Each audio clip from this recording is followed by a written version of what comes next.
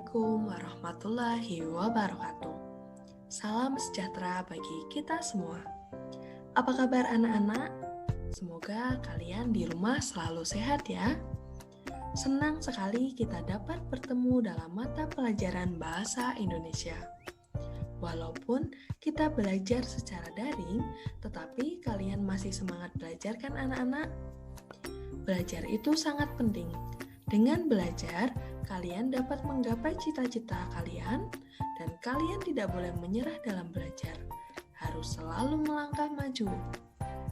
Nah, di tengah situasi pandemi seperti ini, kalian jangan lupa untuk selalu mawas diri, menjaga kesehatan, dan mematuhi protokol kesehatan.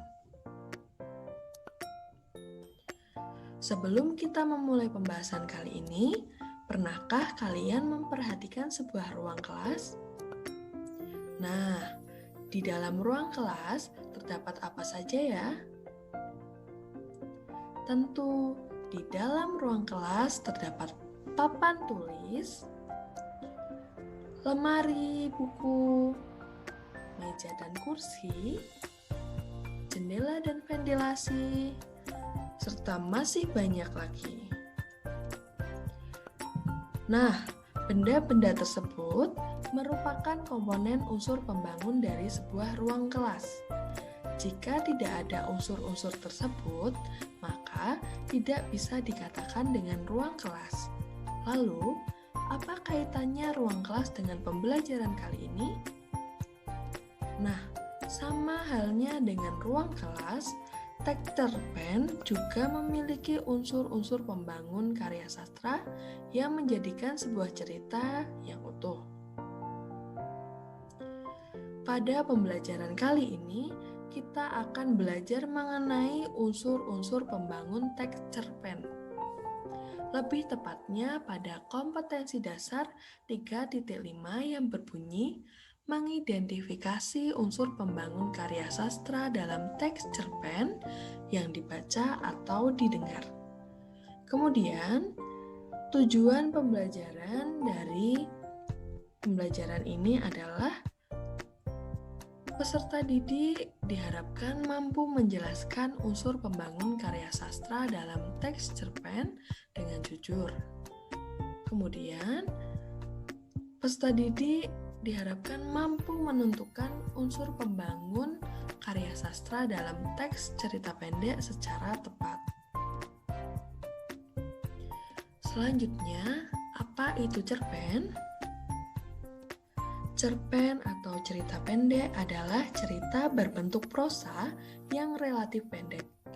Isi pendek di sini bukan ditentukan oleh banyaknya halaman untuk mewujudkan cerita itu, atau sedikitnya tokoh yang ada di dalamnya, melainkan lebih disebabkan oleh ruang lingkup permasalahan yang ingin disampaikan lewat bentuk karya itu.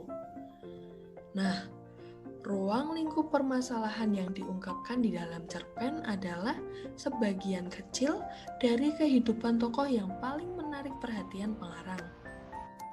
Cerpen hanya memusatkan perhatian pada tokoh utama dan permasalahannya yang paling menonjol yang menjadi pokok cerita. Oleh karena itu, kepaduan merupakan syarat utama sebuah cerpen.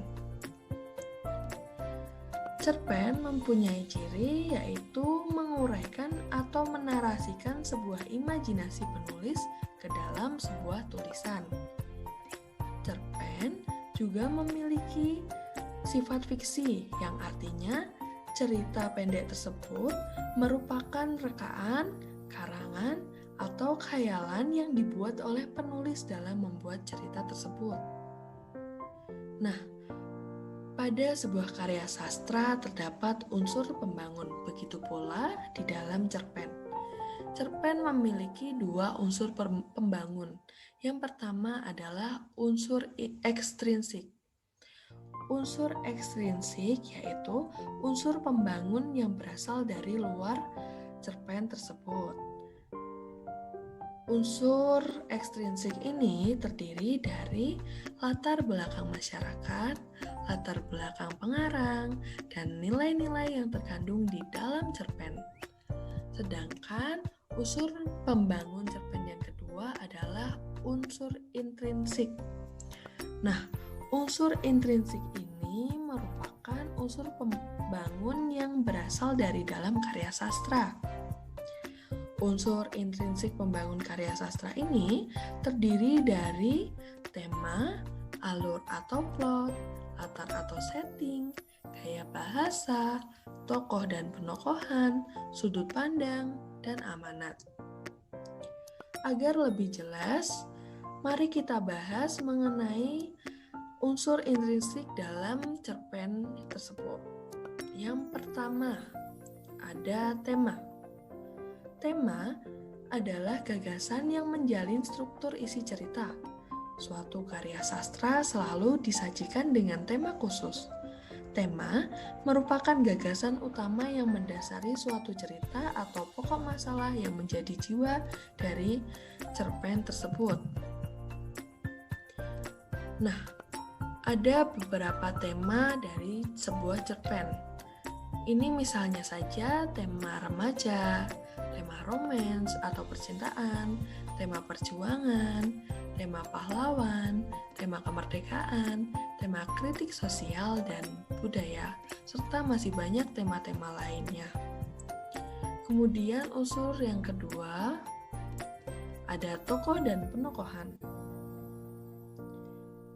Tokoh merupakan pelaku dalam cerita. Di dalam suatu cerita, maka akan terdiri dari para tokoh yang berperan dalam cerita tersebut. Terdapat tokoh utama dan ada pula tokoh tambahan atau sampingan. Sedangkan penokohan adalah cara pengarang dalam menggambarkan dan mengembangkan karakter tokoh-tokoh dalam cerita. Penokohan disebut juga perwatakan atau berkaitan dengan perwatakan.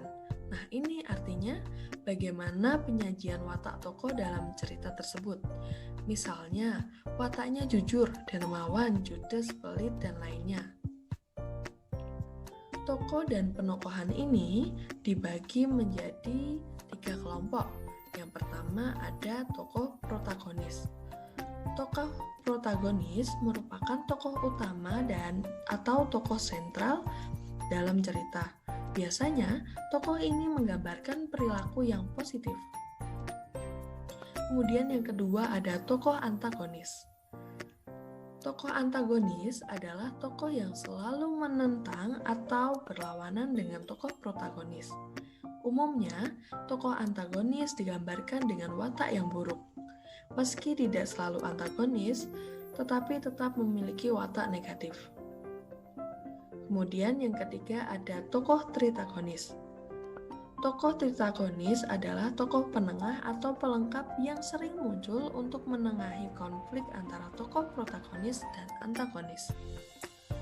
Selanjutnya, metode yang digunakan untuk menentukan watak suatu tokoh ada 2 macam, yaitu sebagai berikut. Yang pertama ada metode analitik dan yang kedua ada metode dramatik. Untuk metode analitik, ini adalah metode yang digunakan untuk menentukan karakter tokoh dengan cara memaparkan atau menyebutkan sifat tokoh secara langsung. Ini berarti tokohnya dihadirkan ke hadapan pembaca tanpa tidak berbelit-belit. Misalnya saja cara penampilan tokoh secara langsung diuraikan pengarang di dalam ceritanya.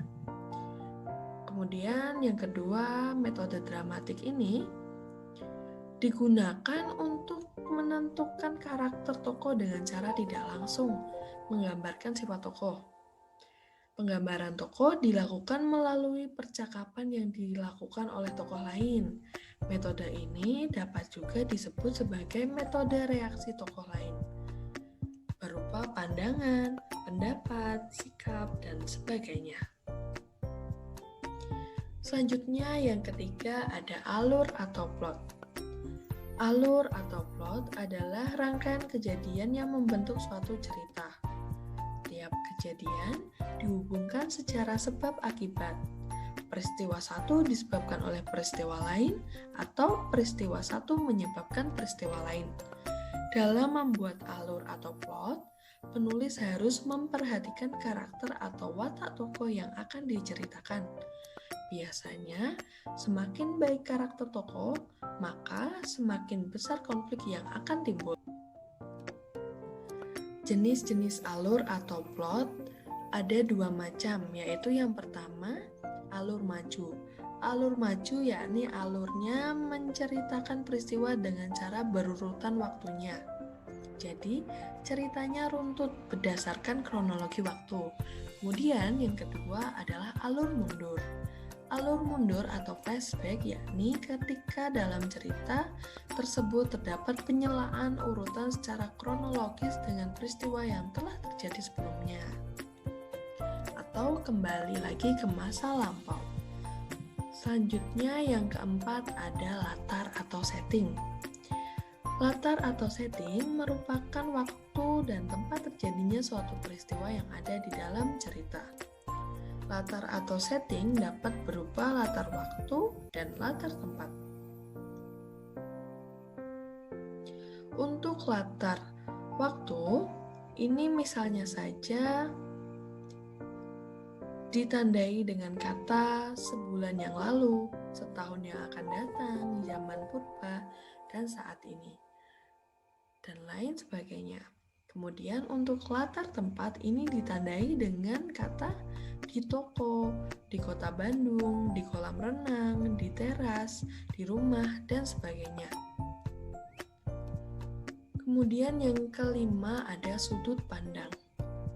Sudut pandang pengarang atau point of view adalah posisi pengarang dalam membawakan cerita.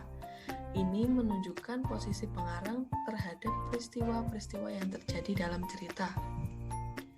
Ada beberapa macam sudut pandang pengarang, meliputi yang pertama ada sudut pandang orang pertama, yang kedua sudut pandang orang ketiga, yang ketiga sudut pandang pengarang serba tahu. Baik, untuk yang pertama, sudut pandang orang pertama ini memiliki ciri pengarang menggunakan orang pertama sebagai tokoh utamanya dengan penuturan lewat tokoh menggunakan kata aku, saya, atau kami. Untuk sudut pandang orang ketiga, pengarang menggunakan orang ketiga sebagai tokoh utamanya yang ditandai dengan kata dia atau mereka. Dan untuk sudut pandang pengarang serba tahu, pengarang menuturkan segalanya. Pengarang serba tahu segala peristiwa yang telah, sedang, dan akan dialami oleh tokoh dalam cerita tersebut. Baik, yang keenam ada gaya bahasa. Gaya bahasa dalam karya sastra mempunyai fungsi ganda, yaitu sebagai alat penyampaian maksud pengarang dan sebagai penyampaian perasaan. Artinya, melalui karya sastra, seorang pengarang bukan hanya sekedar bermaksud memberitahukan kepada pembaca mengenai apa yang dilakukan dan dialami tokoh dalam ceritanya, melainkan bermaksud pula untuk mengajak pembacanya untuk ikut merasakan apa yang dilakukan oleh tokoh cerita. Biasanya, setiap pengarang memiliki cara untuk memilih gaya bahasa sesuai keinginan sendiri untuk mendukung isi dari sebuah cerita yang dibuat. Baik, yang ketujuh atau yang terakhir adalah amanat. Amanat merupakan ajaran moral atau pesan didaktis yang hendak disampaikan oleh pengarang kepada pembaca melalui karyanya. Amanat bisa berupa harapan, nasihat, dan sebagainya. Pesan atau amanat merupakan hal penting dalam sebuah cerpen. Karena dengan amanat yang baik, pengarang dapat menyajikan cerita yang baik pula, sehingga tokoh-tokoh dalam ceritanya pun dapat diteladani dengan baik oleh para pembacanya. Baik, berbicara mengenai amanat, Albert Einstein pernah berkata, "Hidup itu seperti bersepeda. Kalau kamu ingin menjaga keseimbanganmu, kamu harus terus bergerak maju." Sama halnya jika kalian ingin menjaga pengetahuan kalian, maka kalian harus selalu belajar dan terus belajar agar pengetahuan kalian tetap terjaga dan semakin bertambah. Baik, sekian materi mengenai unsur pembangun dari teks cerpen. Semoga apa yang Ibu sampaikan dapat bermanfaat bagi kalian semua. Terima kasih. Tetap semangat belajar, masa depan harus dikejar. Wassalamualaikum warahmatullahi wabarakatuh.